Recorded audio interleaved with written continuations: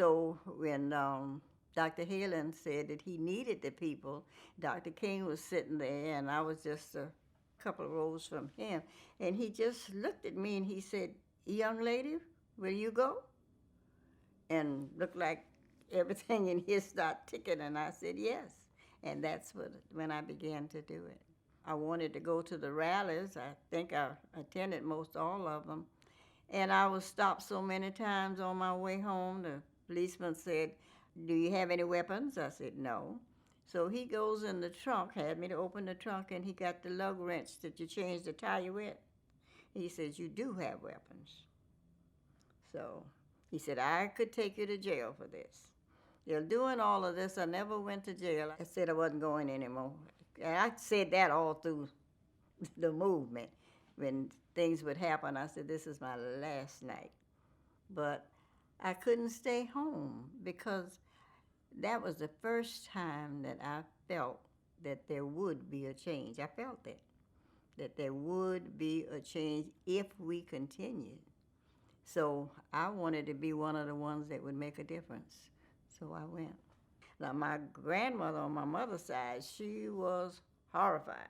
She said, "Why don't they stop?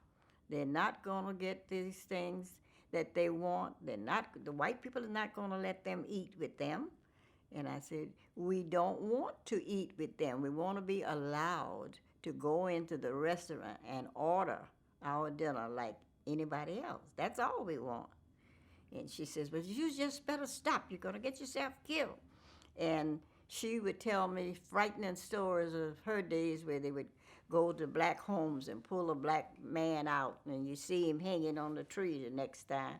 So she has had an experience that I didn't know about, you know, and she just couldn't believe that there would be a better day. The foot soldiers were the people who marched and took part into the struggle that we had here in St. Augustine. Well, when the Civil Rights Act of 1964 was signed, the people stayed here a little while and they left. So we were here almost high and dry. Daily I would look at those people who had lost their jobs and had kids to feed and whatnot. Some of the people never looked the same to me. They just looked drained. And it just kept rolling and rolling over in my head. Something should be done to recognize these people. When I wanted to do the monument, I talked to different people. They said, "Well, maybe the city would go along with you if it's Dr. King. Maybe you could put Dr. King." I said, "But it's not about Dr. King. It's about the little people who made Dr. King." And I just kept thinking about it and thinking about it. And my grandson says, "Well, when are you going to stop? When are you going to leave it alone?" And I said, "When I get that monument downtown in the plaza, it'll be over for me."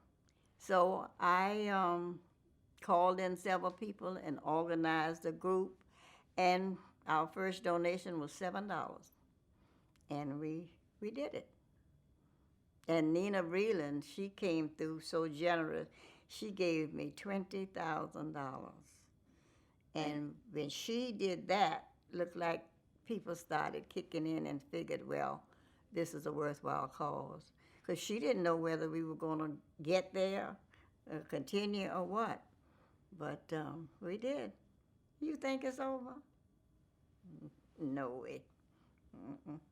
No. I mean, you feel bad if you don't do what you can do. Now, if it was something impossible, or I couldn't do this, and at my age I need to go sit down, but I just feel like I need to help any way I can.